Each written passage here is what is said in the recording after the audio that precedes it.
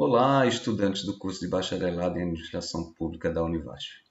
Sou o professor Guilherme Martins, da disciplina Elaboração e Gestão de Projetos. Vamos à nossa segunda aula do módulo 1. E nessa segunda aula do módulo 1, vamos ver o ciclo de vida do projeto.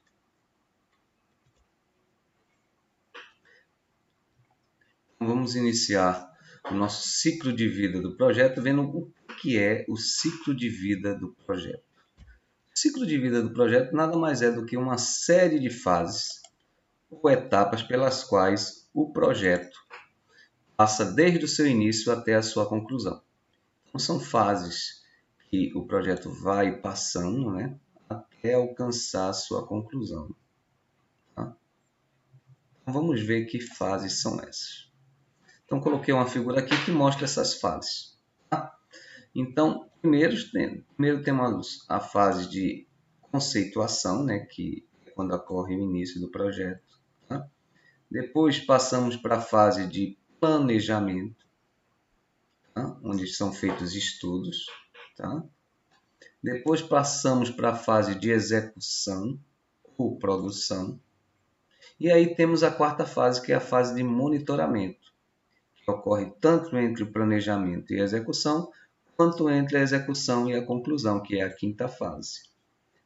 É nessa fase que ocorre a conclusão do projeto. Legal? Mas entre ela e a execução tem o monitoramento e o acompanhamento para ver se tudo sai conforme foi planejado. Assim como a execução, que também é monitorada. Então vamos ver cada uma dessas fases. Então, no início, ou seja, na conceituação, são realizadas de forma superficial, né? Vamos destacar isso aqui, as buscas de respostas para as dúvidas básicas que possam existir a respeito das soluções, né? Ou seja, são feitas sondagens preliminares, né? Ou seja, são buscadas, né, as possíveis dificuldades que o projeto possa ter, né? Quais são os possíveis parceiros, né?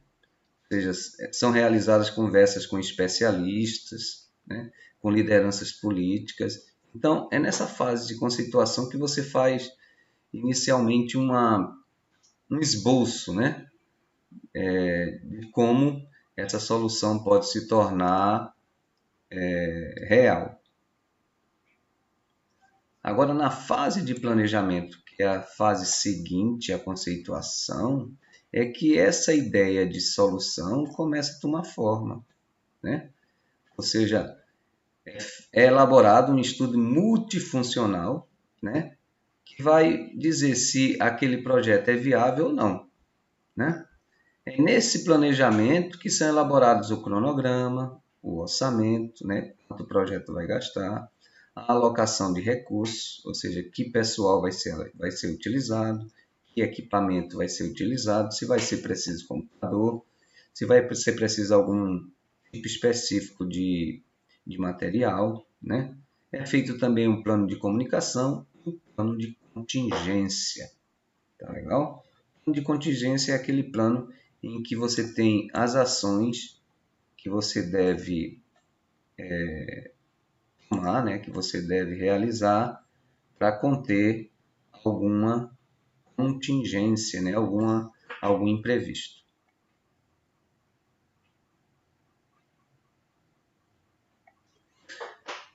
Também são listados, né, todas as variáveis inerentes à ideia, né, ou seja, a oportunidade, né, ou seja, o objetivo é articulá-las de maneira sistematizada e coerente, né? Ou seja, você reúne sua equipe e vai discutir, né, quais são as variáveis que estão ali envolvendo aquele projeto, né? Ou seja, essas variáveis podem ser controláveis, né, ou não, né? Ótimo é quando você pode controlá-las, né? Mas quando você não pode controlar, aí fica mais difícil, né? Por exemplo, o tempo, né? O tempo é uma variável que você não pode controlar. Legal? Então, para que a gente descubra todas essas variáveis, a gente faz reuniões, né, com a equipe técnica, né? a gente faz audiências públicas, né? A gente dimensiona o financiamento e o investimento necessário. Então, tudo isso é feito na fase de planejamento. Tá? Então, por que isso, né? Porque você precisa dimensionar, você precisa saber qual é o tamanho, né? Você precisa quantificar e precificar, né? Que variáveis e fatores o projeto tem, né? Legal? Então, o servidor, né, o responsável, vai fazer isso e incluir no orçamento. Tá? O fato é que essa etapa é muito útil. Né? Você não pode deixá-la de lado. A gente pode dizer que o planejamento é mais importante, né? É um dos mais importantes momentos da realização do projeto. Né? É nesse planejamento que você vai tomar ciência de tudo que pode acontecer no projeto. Né? Você vai evitar surpresas se você fizer o planejamento. Né? Você vai ter uma ideia de viabilidade do projeto, né? Isso vai saber se o projeto é viável ou não, né? Ou seja, as restrições orçamentárias, né, que o projeto tem, né? Legal? Então, essa é a fase do planejamento. A terceira fase é a fase de execução, né? Ou seja, uma vez decidido que vai ser implementado o projeto, inicia-se a execução. E aí, nessa fase, vai exigir, né, a presença de profissionais com capacidade gerencial que eles precisam ter para coordenar a realização de todas as ações que foram previstas na execução, no planejamento para a execução do projeto. Né? E aí é preciso que esse profissional domine, né, tá? A coordenação de cronogramas, né, para fazer com que os cronogramas que foram previstos sejam de fato cumpridos. Né? Legal? A quarta fase é a fase de monitoramento. Legal? É nessa fase que são feitos acompanhamentos, tá? Ou seja, o acompanhamento entre o planejamento e a execução, o acompanhamento entre a execução e a coordenação. Né? Então, esse monitoramento é o momento em que você acompanha o que foi previsto com o que está sendo realizado. Né? Então, é nessa fase que você vai acompanhar o planejado com o executado, né? E aí você pode fazer ajustes, né, de acordo com o que está acontecendo no projeto. Né? Então você pode fazer aquela sintonia fina, né, nessa fase. Tá? Então você vai ter parâmetros de desempenho para tomar suas decisões, né, sobre o que deve ser feito, né? Ou seja, como evitar desvios, né? Ou seja, se os resultados do projeto estão sendo diferentes do que foi programado, do que foi planejado, né? Então, essa função de monitoramento é uma função que deve ser exercida de maneira integrada e interativa com os responsáveis pelo projeto, né? Então, é tipo um controlador numa empresa, né? Então, é uma fase bem importante, né? Então, um dos problemas graves, né, é a falha de comunicação entre os fornecedores e os órgãos públicos, né? Então, essa falha de comunicação entre fornecedores e órgãos públicos são consideradas as principais fontes de retrabalho e desperdício na hora da execução. Então, é preciso tomar cuidado com a comunicação, né? Para que não seja necessário fazer o trabalho novamente ou haja desperdício dos recursos utilizados no projeto. A quinta e última fase é a fase de conclusão, né? É nessa fase que ocorre o término do projeto. Tá? E a principal marca dessa fase é o desligamento gradual do pessoal, né, e técnicos do projeto. E quais são as atividades comuns nesta fase? Primeiro, é uma fase em que se ocorre a aceleração das atividades, né, que por algum motivo deixaram de ser concluídas no prazo certo, né? Também é feita a relocação dos recursos humanos do projeto para outras atividades, né? Também é feita a elaboração da memória do projeto. Legal? Então, tudo isso é feito na fase de conclusão. O cliente aqui satisfeito, né? Verificando como a sua ideia foi concebida e concluída, né? Uma coisa importante, né, é que nem todos os projetos vão seguir todos os estágios, né? Já que a gente sabe que alguns podem ser descontinuados ou encerrados antes mesmo de sua conclusão, né? Como, por exemplo, eu coloquei 2 projetos aqui, né? A usina de geração de energia Angra 3, né, que não foi concluída, né? Tá? Ela fica no Rio de Janeiro. Ela foi projetada, entretanto, não foi concluída.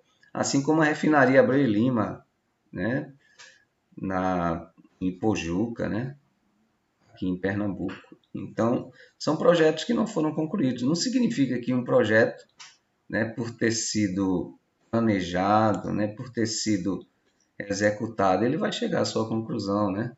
Não significa. Muitas vezes, por inúmeros fatores, ele deixa de ser concluído, né? Ele deixa de ser encerrado, né? Tá? Legal?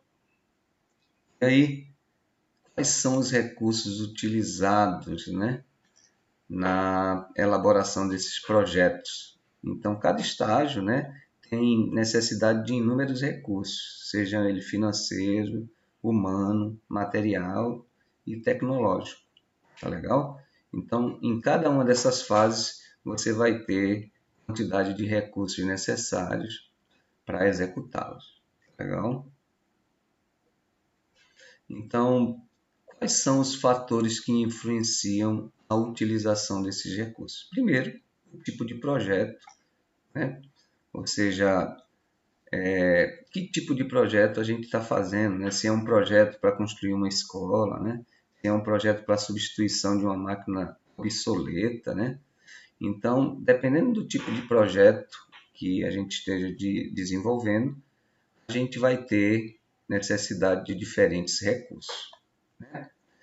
Outro fator que influencia a utilização de recursos é a natureza do projeto, ou seja, é um projeto na área cultural, é um projeto na área educacional, é um projeto na área de saúde, é um projeto esportivo, ambiental ou um projeto de segurança.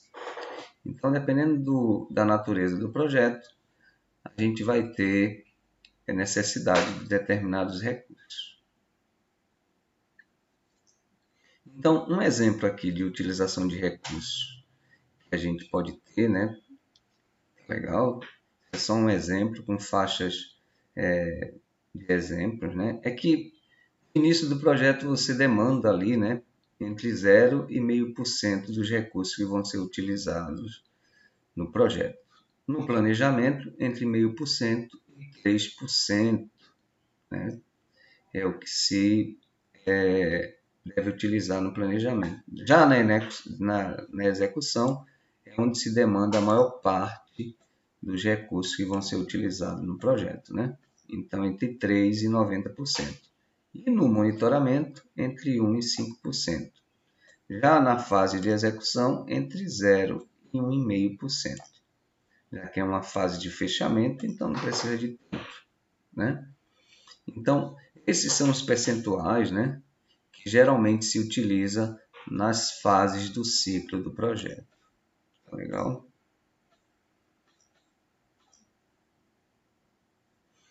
Então, quais são as características essenciais do projeto? Primeiro, é temporário. Segundo, ele é único. E terceiro, tem necessidades de recursos. Não é isso?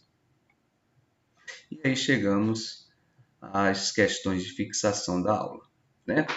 Nesse primeiro caso aqui, tá? Eu peço que vocês, utilizando como referência os dados da tabela de recursos que a gente mostrou anteriormente, lance no gráfico de coordenadas x, y os estágios do ciclo de vida do projeto versus o percentual acumulado. Ou seja, você vai fazer um gráficozinho, né, em que você vai lançar os percentuais acumulados, né?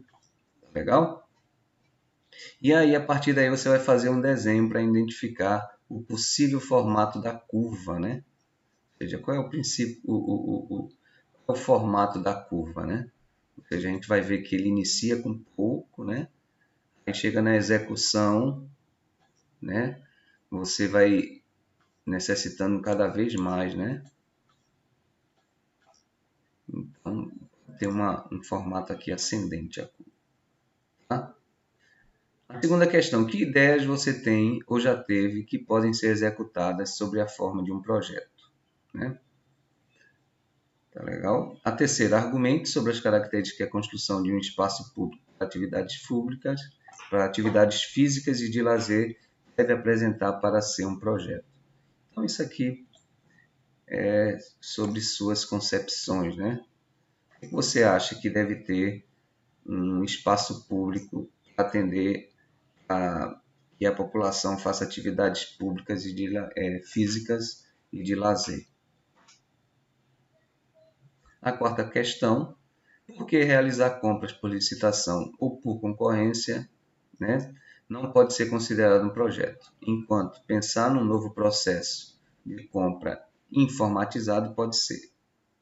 Ou seja, qual é a diferença que existe entre você considerar compras por licitação um projeto e um novo processo para a compra ser projeto ou não, né? No caso da compras por licitação, a gente sabe que não é um projeto.